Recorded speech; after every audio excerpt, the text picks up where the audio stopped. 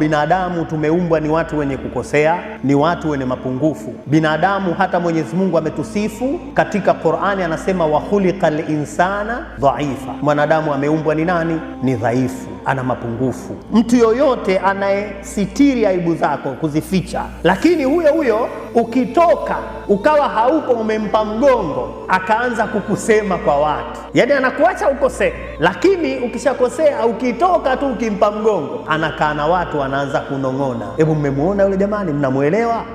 Mmemfahamu yule? Angalieni jinsi gani anavyokosea, angalieni anavyovuruga.